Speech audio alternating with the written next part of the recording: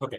So, first of all మనం Tally prime అనేది open చేయగానే మనకి స్క్రీన్ మీద గేట్‌వే ఆఫ్ టాలీ కనబడుతుంది. అది ఏంటి అనంటే మనకి హోమ్ పేజ్ కింద ఉంటుంది. Okay. Or home page or home screen అనుకోవచ్చు. దాంట్లో మనకేంటి అంటే మాస్టర్స్ ఒకటి, ట్రాన్సాక్షన్స్ ఒకటి, రిపోర్ట్స్. ఈ 3 మెయిన్‌గా మనకి యూజ్ అవుతాయి. ఏంటి అనంటే మాస్టర్స్ అనేది ఏంటి అంటే మనం ఏవైతే అకౌంట్స్ కంపెనీలో క్రియేట్ చేస్తామో వాటినన్నిటిని మనం యూజ్ చేసుకుంటూ అంటే ఐ మీన్ ఏ అకౌంట్స్ అయితే మన కంపెనీలో యూజ్ చేస్తామో వాటిని ఇక్కడ మనం క్రియేట్ చేయడం జరుగుతుంది. ట్రాన్సాక్షన్స్ అనేది ఏంటి అంటే నథింగ్ బట్ పోస్టింగ్ అనమాట. మనం ఏమేమి ఎంట్రీస్ అయితే మనం పోస్టింగ్ చేస్తామో ఐ మీన్ పేమెంట్ గాని, రిసిప్ట్ గాని, సేల్స్ గాని, పర్చేజెస్ గాని, debit note, credit note, general entries ఇవన్నీ గూడా మనం ట్రాన్సాక్షన్స్‌లో మనం పోస్టింగ్ చేయడం జరుగుతుంది. ఇక్కడ వోచర్స్ అంటే నథింగ్ బట్ ఏంటి అంటే proof of document. Nothing but document అన్నమాట. ఓకే. వోచర్ అనేది ఏంటి అంటే డాక్యుమెంట్. మన అకౌంటింగ్‌లో ఏ ఎంట్రీ మనం పాస్ చేస్తుందో దాన్ని మనం ప్రూఫ్ ఉంటేనే మనం ఎంట్రీ అనేది చేయాలి. ఐదర్ అది సాలరీ పేమెంటా, రెంట్ పేమెంటా, అడ్వర్టైజ్‌మెంటా ఆర్ పర్చేజెస్, సేల్సా ఎనీథింగ్ ఏదైనా సరే మనకి డాక్యుమెంట్ ప్రూఫ్ ఉంటేనే మీరక్కడ ఎంట్రీ చేయండి. లేదు అనంటే దాన్ని లీవ్ ఇట్ వదిలేయండి. ఎందుకంటే మన అకౌంటింగ్ అనేది ఏంటి అనంటే మెయిన్‌గా ఓనర్‌షిప్ అనేది ఇక్కడ కన్సిడరింగ్ అవుతుందండి. అంటే మన అకౌంటింగ్‌లో ఒక ట్రాన్సాక్షన్ పాస్ చేసామంటే మన దగ్గర నుంచి అపోజిట్ పర్సన్‌కి ఓనర్‌షిప్ అనేది వెళ్ళినట్టు. లేదా అపోజిట్ పర్సన్ నుంచి మనకి ఓనర్‌షిప్ అనేది వచ్చినట్టు. ఆర్ మన పేమెంట్ అనేది కన్ఫర్మ్ అయినట్టు ఆర్ రిసిప్ట్ అనేది కన్ఫర్మ్ అయినట్టు. ఫర్ ఎగ్జాంపుల్ మీరు నాకు ఫీస్ అనేది పే చేశారు. కన్ఫర్మేషన్ ఏంటి? అక్కడ నేను మీకు ఇన్ రిటర్న్ మీకు రిసిప్ట్ అనేది ఇస్తాను. ఆ రిసిప్ట్ చూస్తే మీరు ట్రాన్సాక్షన్స్ అనేవి ఎంట్రీ చేస్తారు. ఓకే. సో, ఈ రిపోర్ట్స్‌లో ఏంటి అంటే మనం ఏవైతే ట్రాన్సాక్షన్స్ ఇక్కడ ఎంట్రీ చేసామో ఈ రిపోర్ట్స్‌లో మనకి ఫైనల్ స్టేట్‌మెంట్ అనేది మనకొస్తుంది.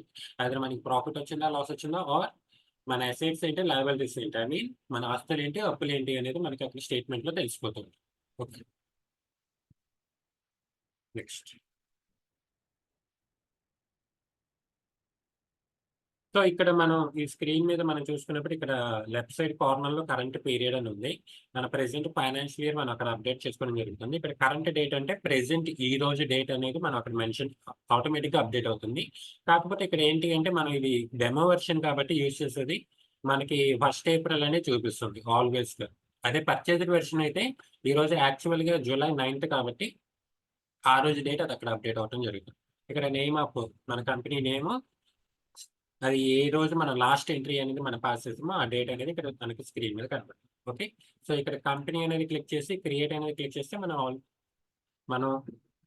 ఈ అప్లికేషన్‌లో మన కొత్త కంపెనీ అనేది క్రియేట్ చేయొచ్చు. ఓకే.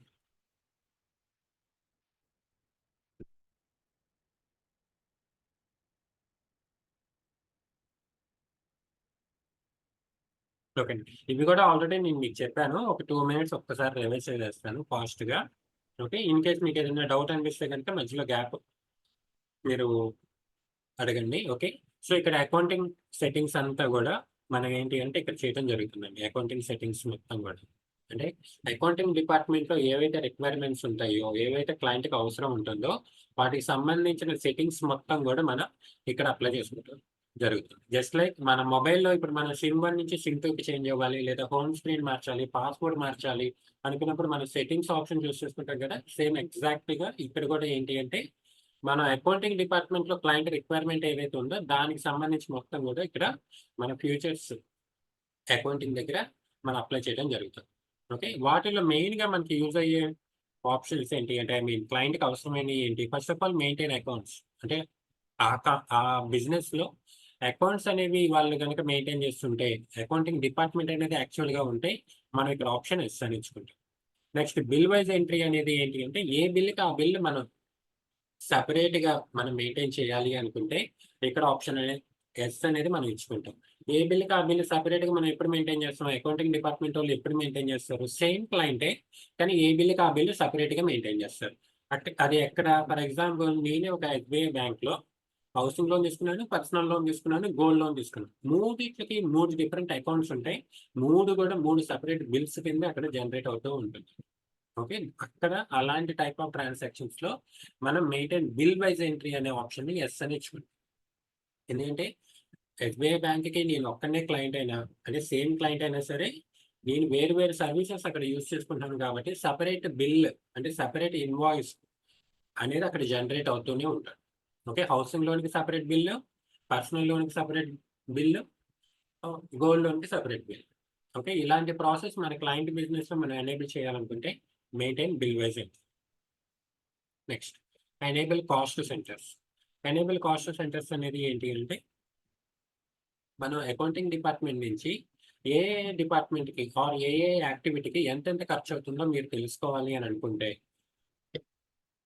అది మీ రెస్పాన్సిబిలిటీ అనుకుంటే అప్పుడు ఈ ఆప్షన్ ఎస్ అని తీసుకోండి. ఓకే, క్లయింట్ మిమ్మల్ని అడుగుతాడు, మాకు ఇలాగా ఒక్కొక్క యాక్టివిటీకి ఎంతెంత ఖర్చు కాస్ట్ అవుతుందో మనకి కావాలి, నాకు కావాలి అని మిమ్మల్ని చేయమన్నాడు అనుకోండి. దానికి ముందు ఇమీడియట్గా మీరు ఎనేబుల్ కాస్ట్ సెంటర్స్ అని ఎస్ అనేది తీసుకోండి. ఎనేబుల్ కాస్ట్ సెంటర్స్ ఎస్ అనేది మీరు ఆప్షన్ చూస్ చేసుకోండి. అక్కడ మీరు ఏ యాక్టివిటీ ఏం చేస్తారు, తనకి క్లయింట్కి ఎక్కడైతే నెసెసిటీ ఉందో, ఫర్ ఎగ్జాంపుల్ తను టోటల్గా శాలరీస్కి ఎంత ఖర్చు అవుతుందో తెలుసుకోవాలనుకుంటున్నాడు, లేదా అడ్వర్టైజ్మెంట్కి ఎంత ఖర్చు అవుతుందో తెలుసుకోవాలనుకుంటున్నాడు, లేదా ఈచ్ డిపార్ట్మెంట్కి ఒక్కొక్క డిపార్ట్మెంట్కి ఎంత ఖర్చు అవుతుందో తెలుసుకోవాలనుకుంటున్నాడు. అలా ప్రతి డిపార్ట్మెంట్కి ప్రతి యాక్టివిటీకి అంటే శాలరీ కానీ, రెంట్ కానీ, అడ్వర్టైజ్మెంట్ కానీ, ఏవైతే business activities or business process ఉంటుందో దానికి మనం ఈచ్ అండ్ ఎవ్రీ సెక్షన్కి మనం కాస్ట్ సెంటర్ క్రియేట్ చేయాల్సి.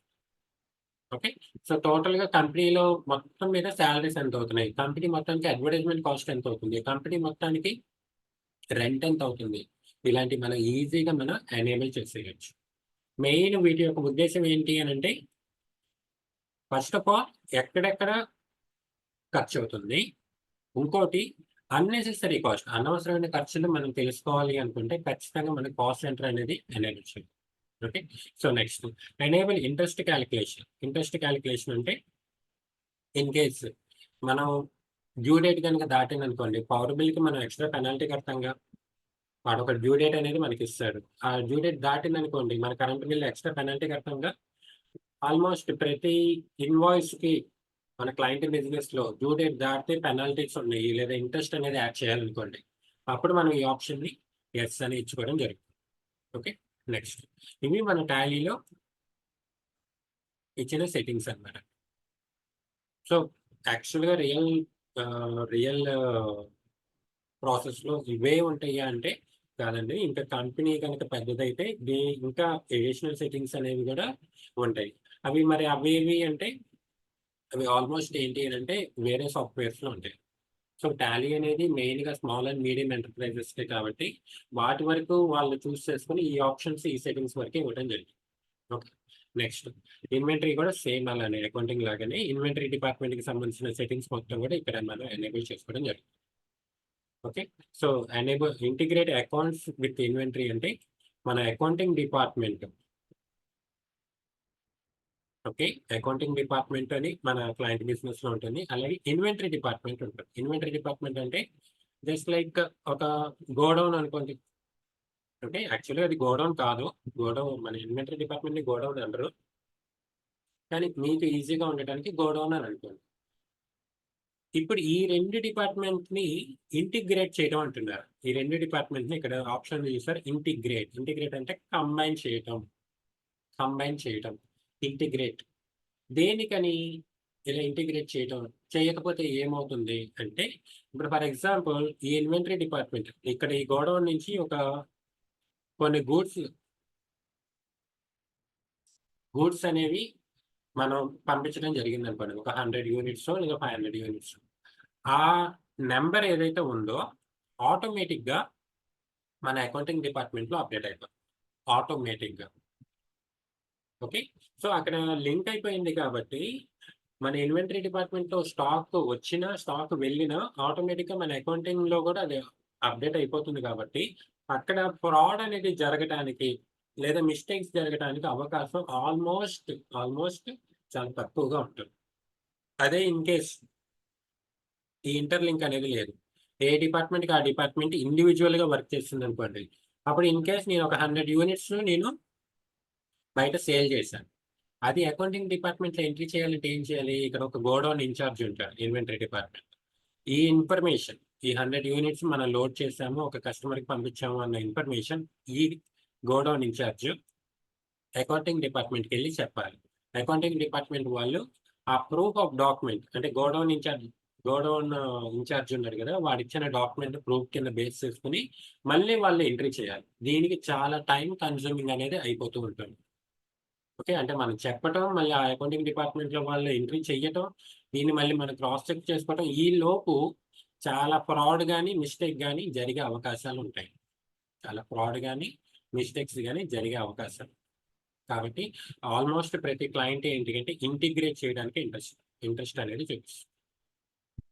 అంటే ఏమవుతుంది ఇంటిగ్రేట్ అంటే, ఇన్వెంటరీ డిపార్ట్మెంట్‌లో మనం కొన్నా, అమ్మినా అంటే స్టాక్ వచ్చినా, వెళ్ళినా, లేదంటే అది స్క్రాప్ చేసేసినా, అక్కడ అకౌంటింగ్ డిపార్ట్మెంట్‌లో ఆటోమేటిక్‌గా మనం అప్డేట్ అయిపోతూ ఉంటుంది కాబట్టి, అది మిస్టేక్ జరగడానికి, ఫ్రాడ్ జరగడానికి ఆల్మోస్ట్ అవకాశం ఉండదు. అలాగే ఇప్పుడు మన అకౌంటింగ్ డిపార్ట్మెంట్‌లో మీరే ఒక అకౌంటింగ్ ఎంట్రీ అనేది పాస్ చేశారనుకోండి. అంటే ఒక 100 యూనిట్స్ అలా కొన్నామని.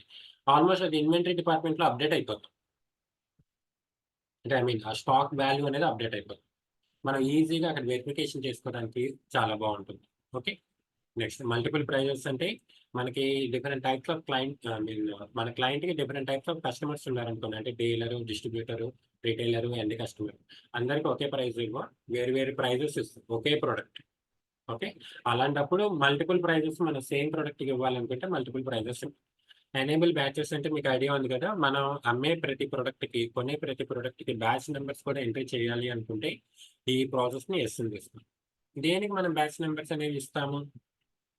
దేనికి మనం బ్యాచ్ నంబర్స్ అనేవి ఇస్తాము అనంటే, ఒకటి ఆ స్టాక్‌ని మానిటరింగ్ చేసుకోవడానికి. ఇంకోటి ఏంటి అంటే, మనం ఏవైతే గూడ్స్ సేల్ చేసామో, అదే మనకి గూడ్స్ రిటర్న్ వచ్చినాయా లేదా? అంటే మనం అమ్మిన సరికే కస్టమర్ తిరిగిచ్చాడా? లేదా వేరే సరుకు తిరిగిచ్చాడా? అనేది బ్యాచ్ నంబర్ ద్వారా మనం ట్రేస్ ఔట్ చేయొచ్చనమాట. ఓకే. ఇది 1 మినిట్ చూస్తుండండి. ఒక్క నిమిషం.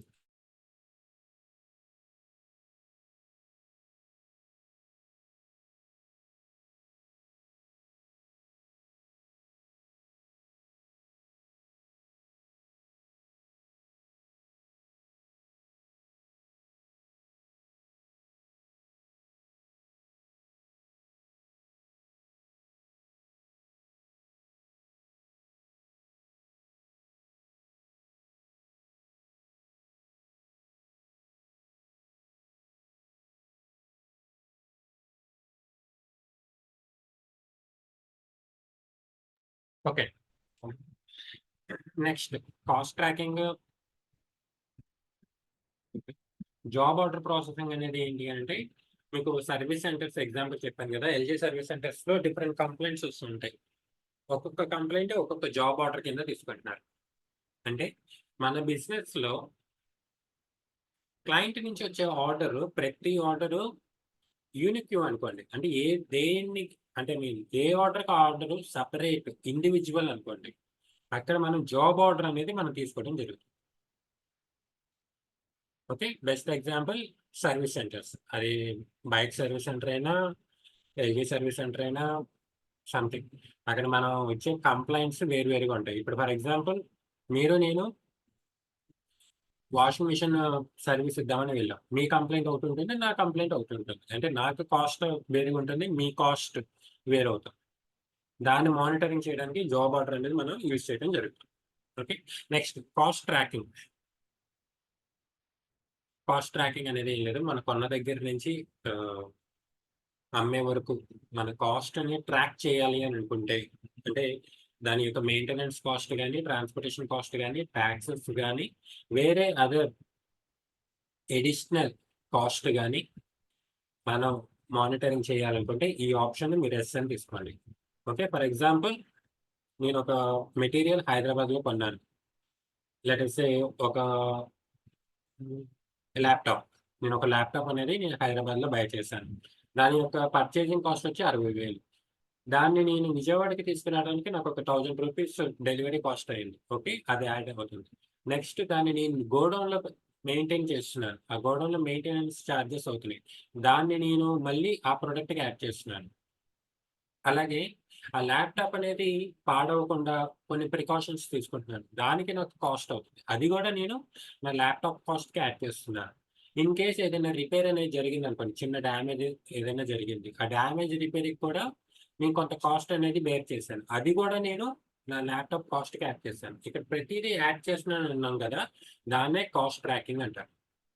కాస్ట్ ట్రాకింగ్ అనేది ఏం లేదు, మనం కొన్నప్పుడు నుంచి అమ్మేంత వరకు దానికి ఎంత ఖర్చు అయ్యింది అనేది నాకు తెలియాలి. అలాంటప్పుడు మనం కాస్ట్ ట్రాకింగ్ అనేది మనం తీసుకోవడం జరుగుతుంది.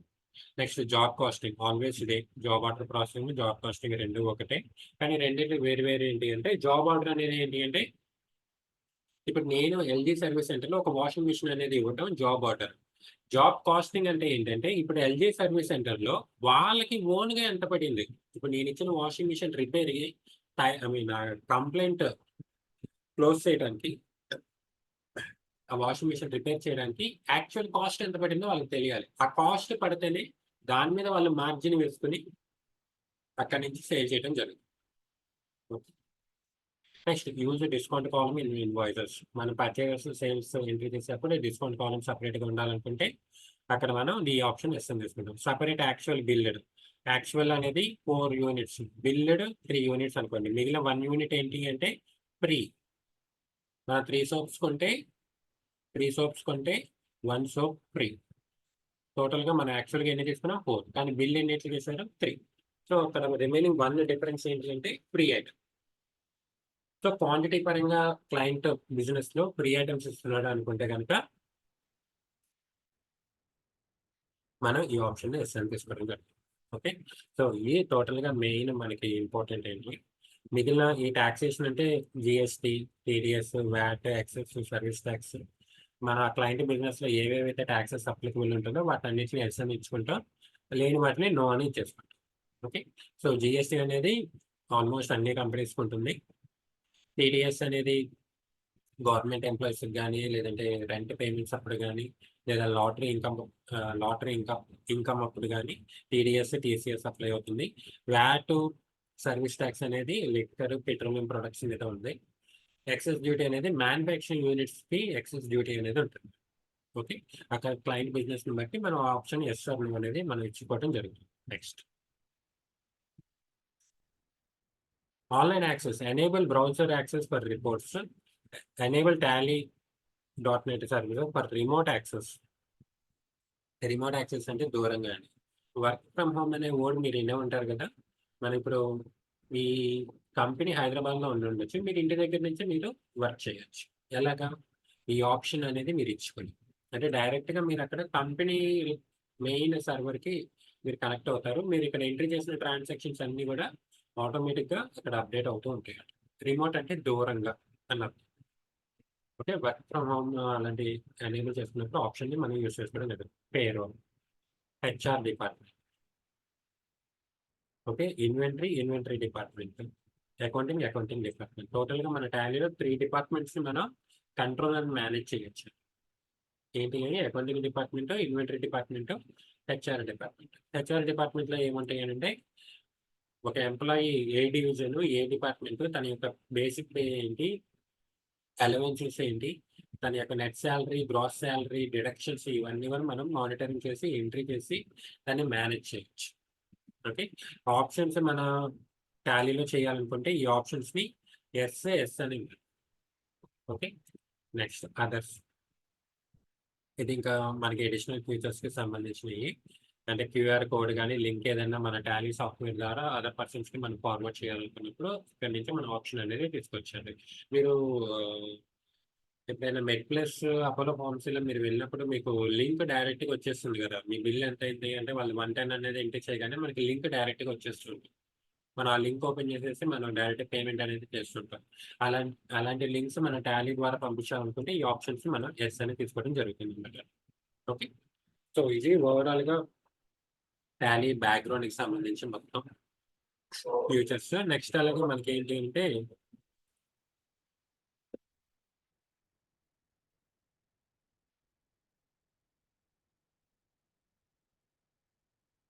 కాన్ఫిగరేషన్స్ ఉంటుందండి. దీనికి మనం యూజ్ చేసే ఫంక్షన్కి ఏంటి అంటే F12 అని. ఇందాక ఫ్యూచర్స్కి F11 అనేది మనం యూజ్ చేస్తాం ఫంక్షన్. ఓకే, సో ఈ కాన్ఫిగరేషన్స్ ఒకటి ఉంటుంది మనకి.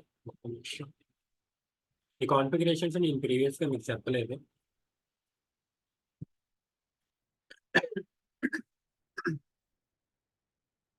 ఈ కాన్ఫిగరేషన్స్ అనేది ఏంటి అని అంటే, ఇంకొన్ని ఎడిషనల్ సెట్టింగ్స్ అనమాట.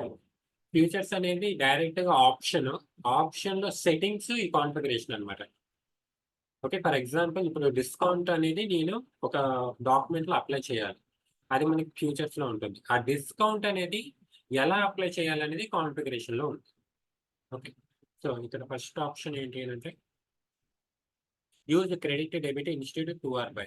మనకి జనరల్ వోచర్ ఓపెన్ చేసినప్పుడు మీరు అబ్జర్వ్ చేస్తే జనరల్ వోచర్ మనకి టు ఆర్ బై అనేది వస్తుందండి.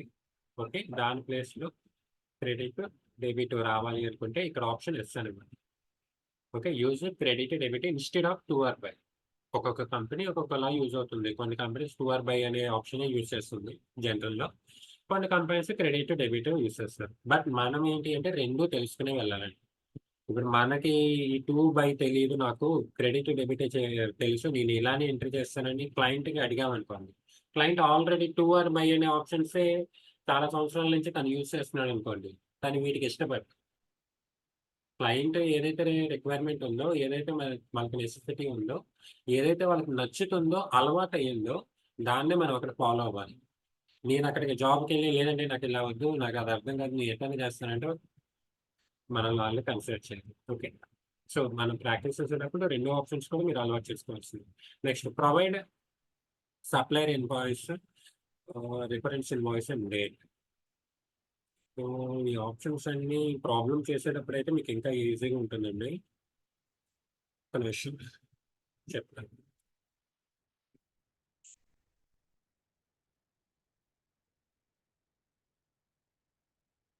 ఇక్కడ మీరు అబ్జర్వ్ చేయండి. ఓకే. ఇక్కడ సప్లయర్ ఇన్వాయిస్ నంబర్ అని ఉంది చూసారా? ఆ సప్లయర్ ఇన్వాయిస్ నంబర్ అనేది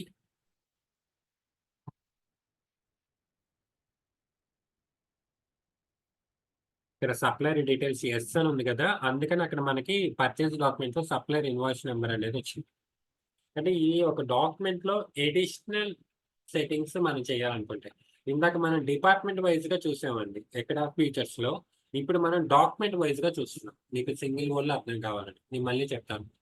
ఫ్యూచర్స్‌లో మీరు చూసే ఆప్షన్స్ అన్నీ కూడా డిపార్ట్‌మెంట్ పాయింట్ ఆఫ్ వ్యూలో చూడండి. ఆహా! అకౌంటింగ్ డిపార్ట్‌మెంట్ ఈ సెట్టింగ్స్ కావాలి. ఇన్వెంటరీ డిపార్ట్‌మెంట్‌కి ఇయి కావాలి. హెచ్ఆర్ డిపార్ట్‌మెంట్‌కి ఇయి కావాలి అని చూసాం. ఇక్కడ మీరు చూస్తుంది కాన్ఫిగరేషన్ ఏంటి? డాక్యుమెంట్ వైస్‌గా ఆహా! పర్చేజ్ డాక్యుమెంట్ ఇది కావాలి. జనరల్ డాక్యుమెంట్‌కి ఇది కావాలి. సేల్స్ డాక్యుమెంట్‌కి ఇయి కావాలి. పేమెంట్ డాక్యుమెంట్‌కి ఇయి కావాలి. అనేది డాక్యుమెంట్ వైస్‌గా చూస్తాను. ఒక మాటలో చెప్పాలంటే. ఓకే. సో, కాన్ఫిగరేషన్ టోటల్ మొత్తం కూడా డాక్యుమెంట్ పాయింట్ ఆఫ్ వ్యూలో మీరు చూస్తున్నట్టు, ఫీచర్స్ అన్నీ కూడా డిపార్ట్మెంట్ వైస్‌గా మీరు చూస్తున్నట్టు. ఏది ఎక్కువగా ఇంపార్టెంట్ అంటే ఫీచర్సే ఎక్కువ ఇంపార్టెంట్. ఎందుకంటే డిపార్ట్మెంట్ వైస్‌గా ఫస్ట్ మనం సెట్టింగ్స్ చేసుకున్న తర్వాతే డాక్యుమెంట్ సెట్టింగ్స్‌లోకొస్తుంది. ఓకే.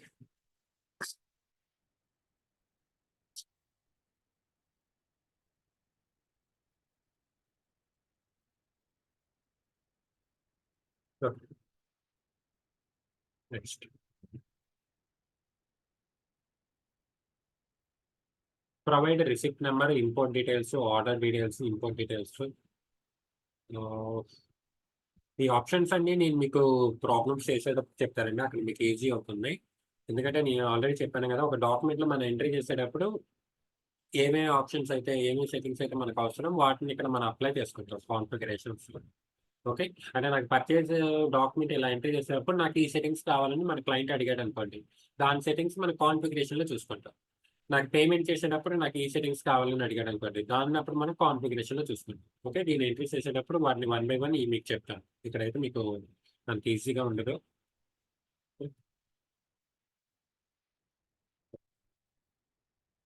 సరే. మీకు ఆల్రెడీ మెయిన్ 2 షార్ట్ కట్స్ చెప్పాను కదండీ. Alt plus C create, alt plus D delete. అంటే మనం వోచర్ డాక్యుమెంట్‌లోనే ఉండి మనం షార్ట్ కట్‌లో క్రియేట్ చేయాలి అనుకుంటే ఆల్ట్ ప్లస్ సి అనేది మనం యూజ్ చేయడం జరుగుతుంది. డెలీట్ చేయాలి అనుకుంటే గనక ఆల్ట్ ప్లస్ డి అనేది మనం యూజ్ చేస్తాం. ఓకే. నేనిక్కడ ఈరోజు మనం ఒక్కసారి ఏంటి అంటే అన్ని డాక్యుమెంట్స్ వన్ బై వన్ మనం ఎంట్రీ చేసుకుంటూ వద్దామండి. ఓకే. మీకు చాలా డిఫరెన్స్ వచ్చింది కాబట్టి నంబర్ ఆఫ్ డేస్ మీకు డిఫరెన్స్ వచ్చింది కాబట్టి అన్ని డాక్యుమెంట్స్ ఒకసారి నేను ఎంట్రీ చేసుకొని మీకు చెప్తాను ఇప్పుడు. Okay. So first of all నేను కాంట్రా ఓపెన్ చేస్తున్నానండి. Contra document. కాంట్రా డాక్యుమెంట్ మనం దేనికి యూజ్ చేస్తాము అంటే self self bank deposits or bank withdrawals. Okay. అంటే ఐ మీన్ సెల్ఫ్ అంటే మన పర్సనల్ అకౌంట్ అనే కాదు. మన కంపెనీ అకౌంట్ అయినా సరే. మనమే డ్రా చేసుకొని, మనమే డిపాజిట్ చేసుకుంటాం. అంటే థర్డ్ పార్టీ ఔట్‌సైడర్ ట్రాన్సాక్షన్స్ మనం కాంట్రాలో ఎంట్రీ చెయ్యము. ఓన్లీ మన ఓన్ సెల్ఫ్ అకౌంట్స్ మాత్రమే మనం ఎంట్రీ చేస్తాము. ఎందుకు ఇలాగా? దీని గురించి సెపరేట్‌గా మన ట్రాన్సాక్షన్ చేయాల్సిన పనేముంది? అన్ని ట్రాన్సాక్షన్స్ లాగానే దీన్ని క్లోజ్ చేయొచ్చుగా. మళ్ళీ కాంట్రా అని ఒక పేరు పెట్టి, దానికి ఒక డాక్యుమెంట్ ఇచ్చి, దాన్ని మళ్ళీ ఎంట్రీ చేయటం ఇదంతా ఎందుకు అనంటే, మనకి ట్రాన్సాక్షన్స్ అండి రియల్ టైమ్‌లో ట్రాన్సాక్షన్స్ రియల్ టైమ్‌లో అండి హ్యూజ్ ట్రాన్సాక్షన్స్ ఉంటాయి. ఇక్కడ మనం ప్రాబ్లమ్‌లో చూసినట్టు ఒక 10-20 ట్రాన్సాక్షన్స్ ఉండవు. 10-20 ట్రాన్సాక్షన్స్ ఉంటే అసలు మనల్ని జాబ్‌లో ఎందుకు తీసుకోవటం ఎవరైనా? మీరే ఆలోచించండి. ఒక 10, 15 ట్రాన్సాక్షన్‌లు ఉన్నాయనుకోండి ఒక నెలకి. మనల్ని జాబ్‌లో ఎందుకు తీసుకోవటం? వాళ్ళే చేసేసుకుంటారు గదా! నెంబర్ ఆఫ్ ట్రాన్సాక్షన్స్ అంటే డైలీ కొన్ని వందల ట్రాన్సాక్షన్స్ వస్తూ ఉంటాయి కాబట్టే, దాన్ని మన క్లయింట్ హ్యాండిల్ చేయలేడు కాబట్టే, మనల్ని వాళ్ళు రిక్రూట్ చేసుకుంటున్నారు. ఓకే. సో, ఇప్పుడు అన్ని ట్రాన్సాక్షన్ జరిగేటప్పుడు క్లయింట్‌కి ఏంటి అంటే, ఆ ట్రాన్సాక్షన్స్‌ని ఫస్ట్ ఆఫ్ ఆల్ కంట్రోల్ చేయాలి. కంట్రోల్ చేయాలి అంటే మీకు ప్రీవియస్‌గా నేను చెప్పాను. ఫస్ట్ మనం చేయాల్సిందేంటి డివైడ్ చేసేయండి. ఏదైనా సరే. అంటే I mean only transactions, only departments అనే కాదు. ఏదైనా మన లైఫ్‌లో కంట్రోల్ చేయలేకపోతున్నానని మీకు అనిపిస్తే డివైడ్ చేసేయండి ఫస్ట్. ఒక యాక్టివిటీ బేస్ మీద డివైడ్ చేసేయండి. అది మీకక్కడ ప్రాసెస్ అనేది ఈజీ అవుతుంది. అంటే మీరు కంట్రోల్ చేయగలుగుతారు ఇండైరెక్ట్ కదా! ఓకే. సో, అలాగే ఇక్కడ బ్యాంకింగ్ ట్రాన్సాక్షన్స్‌లో గూడా మనకేంటంటే క్లయింట్ మన అకౌంట్‌లో డిపాజిట్ చేసేవి ఉంటాయి. మనం క్లయింట్‌కి ఇష్యూ చేసేయి ఉంటాయి. అలాగే బ్యాంక్ అడిషనల్ చార్జెస్ వేసిన ట్రాన్సాక్షన్స్ ఉంటాయి. పెనాల్టీస్ మేబీ ఏసినయి ఉంటాయి. డిఫరెంట్ యాక్టివిటీస్‌కి సంబంధించి డిఫరెంట్ బ్యాంక్ ట్రాన్సాక్షన్స్ అన్నీ ఉంటాయి. ఓకే. కానీ ఇక్కడ మెయిన్ బ్యాంక్ ట్రాన్సాక్షన్స్‌లో ప్రాబ్లమ్ ఏంటి అంటే టైమ్ గ్యాప్ అనేది వస్తుంది. ఫర్ ఎగ్జాంపుల్ మీరే నాకు ఫీజ్ ఇవ్వటానికి ఈరోజు నాకు చెక్ ఇచ్చారనుకోండి. మీరేమనుకుంటారు? నేను పలానా పేమెంట్ అనేది చేసేసానని మీ బుక్స్‌లో రాసుకుంటారు. కానీ నేను ఆ చెక్‌ని ఈరోజు హాలిడే రేపు నాకు కుదరలేదు. ఒక 2 డేస్ తర్వాత వేస్తే? సో, అక్కడ బ్యాంక్ ట్రాన్సాక్షన్ అప్పుడు మీకేమవుతుంది? 2 డేస్ తర్వాత పోస్ట్ అవుతుంది. కానీ యాక్చువల్‌గా మీరు ఈ రోజే దాన్ని పేమెంట్ చేసేసినట్టుగా రాసుకున్నారు. అంటే టైమ్ గ్యాప్ వల్ల ఏమవుతుంది? ట్రాన్సాక్షన్ డిఫరెన్స్ అవుతుంది. సో, దాని నుంచి ఐ మీన్ అలాంటి ట్రాన్సాక్షన్స్ యాక్చువల్‌గా టైము డిఫరెన్స్ వస్తది. కానీ ఒకటి ఆలోచించండి. మీ సెల్ఫ్ ట్రాన్సాక్షన్ అయితే మీకు టైమ్ డిఫరెన్స్ వస్తుందా? ఖచ్చితంగా రాదు. మీరే ఎళ్లి బ్యాంక్‌లో డిపాజిట్ చేసుకున్నారు. మీరే వెళ్లి విత్‌డ్రా చేశారు. డిఫరెన్స్ అనేది రాదు. సో, అందుకని టాలీ వల్ల ఏంటి అంటే, ఈ పర్సనల్ అకౌంట్స్ ఎవరైతే సెల్ఫ్ డిపాజిట్ విత్‌డ్రాస్ ఉంటాయో, టైమ్ పీరియడ్ అంటే టైమ్ డిఫరెన్స్ అనేది రాదు కాబట్టి, దాన్ని మనం ఏంటి అనంటే సారీ. దాన్ని మనం ఏంటంటే సెపరేట్ చేద్దాము. దాన్ని కాంట్రా అని పేరు పెడదామని పెట్టారు. అంటే మన ఔట్ సైడ్ ట్రాన్సాక్షన్స్‌ని సెపరేట్‌గా, మన సెల్ఫ్ ట్రాన్సాక్షన్‌ని సెపరేట్‌గా మనం ఇక్కడ టాలీలో చూసుకుంటున్నాం. ఓకే. సో, కాంట్రాలో మనం ఓన్లీ సెల్ఫ్ ట్రాన్సాక్షన్ మాత్రమే మనం హ్యాండిల్ చేస్తాం. సో, క్యాష్ ఇక్కడ ఎస్‌బీఐ బ్యాంక్ ఉంటే ఎస్‌బీఐ బ్యాంక్ సమ్ అమౌంట్ ఎంతైతే అంత మనం ఎంట్రీ చేయటం. ఆ చెక్ నంబర్సు ఆహ్, దాన్ని ఎంట్రీ చేయటం. నేరేషన్ మీరు కంపల్సరీగా రాయండి. Next payment. Any cash payment గాని, బ్యాంక్ పేమెంట్ గాని. ఓన్లీ క్యాష్ ట్రాన్సాక్షన్‌కి మాత్రమే పేమెంట్ వచ్చేది కాదండి. బ్యాంక్ పేమెంట్స్ అయినా సరే. ఇన్ కేస్ మీరు నాకు ఫీజ్ అనేది చెక్ రూపంలో ఇచ్చారు ఆర్ ఫోన్‌పే చేశారు. ఫోన్‌పే కూడా నథింగ్ బట్ బ్యాంక్ ట్రాన్సాక్షనే కదండీ. మనం అదేంటంటే ఫోన్‌పే, గూగుల్ పే అనేది మీడియేటర్ అంతే. కానీ యాక్చువల్‌గా మీరు బ్యాంక్ టు బ్యాంక్ ట్రాన్స్‌ఫర్ జరిగినట్టే. ఫోన్‌పే చేసినా, గూగుల్ పే చేసినా. ఓకే. సో, అలాంటి ట్రాన్సాక్షన్స్‌లో కూడా మనం పేమెంట్స్ చేస్తాం. అప్పుడు మీరేమని రాసుకుంటారు? ఇక్కడ మీ ఎస్‌బీఐ బ్యాంక్ ఫర్ ఎగ్జాంపుల్ మీది ఎస్‌బీఐ అకౌంట్ అయితే ఎస్‌బీఐ బ్యాంక్ అని రాసి, మీరు ఎవరికిచ్చారు for example P income okay. P income అనేది ఇక్కడ లేదు.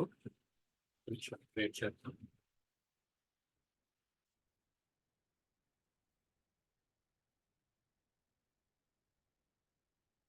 సో, మీకు పీ ఎక్స్‌పెన్స్ అవుతుంది కదా! అదే డైరెక్ట్ ఎక్స్‌పెన్స్ చూసుకుంటే ఓకే. ఫర్ ఎగ్జాంపుల్ 2000 ఇలా మీరు పేమెంట్ ట్రాన్సాక్షన్ ఎంట్రీ చేయడం జరుగుతుంది. ఇక్కడ మనకి రెడ్ కలర్ ఎందుకు వచ్చింది అంటే ఆల్రెడీ అక్కడ అకౌంట్‌లో బ్యాలెన్స్ లేదండి. అది నెగెటివ్ బ్యాలెన్స్ అని అర్థం. నెగెటివ్ బ్యాలెన్స్ అంటే మన బ్యాంక్ బ్యాలెన్స్ అనేది బ్యాంక్ అకౌంట్‌లో బ్యాలెన్స్ లేకుండానే మనం పేమెంట్ అనేది చేస్తున్నాం. అది మనకి అక్కడ టాలీ ఎర్రర్ కింద చూపిస్తుందండి. తప్పు కింద చూపిస్తుంది. ఓకే. ఇది ఓన్లీ డెమో పర్పస్‌కి కాబట్టి నేను దాన్ని ఎంట్రీ చేసేస్తున్నాను. కానీ రియల్ టైమ్‌లో అలా గనుక ఎర్రర్ వస్తే మీరు ఒకసారి క్రాస్ చెక్ చేయండి. రెడ్ కలర్ వచ్చింది అంటే అకౌంట్‌లో బ్యాలెన్స్ లేదని అర్థం. అకౌంట్స్‌లో బ్యాలెన్స్ లేదు అనంటే అకౌంట్స్‌లో బ్యాలెన్స్ లేదు అనంటే మనం రీచెక్ చేయాలని అర్థం. ఓకే. సో, అలాగే రిసిప్ట్. ఇప్పుడు ఫర్ ఎగ్జాంపుల్ మీరిచ్చిన ఫీ అనేది నేను ఆల్రెడీ తీసుకున్నాను కాబట్టి రిసిప్ట్. నాది ఎస్‌బీఐ బ్యాంక్ అనుకోండి. SBI fee income. Fee income already లేదు కదా! ఫీ ఇన్‌కమ్ అని ఒక అకౌంట్ క్రియేట్ చేస్తున్నాను. అది నాకు డైరెక్ట్ ఇన్‌కమ్ అవుతుంది.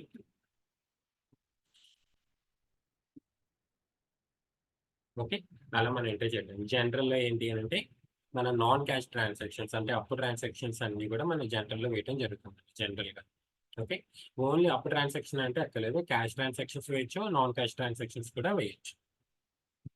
Okay. All type of transactions. Next sales. సేల్స్‌లో మనం ఎటువంటివి అయితే మనం సేల్ చేస్తున్నామో ఆ ట్రాన్సాక్షన్స్ అన్నీ వేస్తాం. పార్టీ అకౌంట్ నేమ్ అయితే మనం ఇప్పుడు ఫర్ ఎగ్జాంపుల్ డబ్బులకి అమ్మామనుకోండి. ఇక్కడ క్యాష్ అకౌంట్ అనేది ఎంట్రీ చేస్తాం.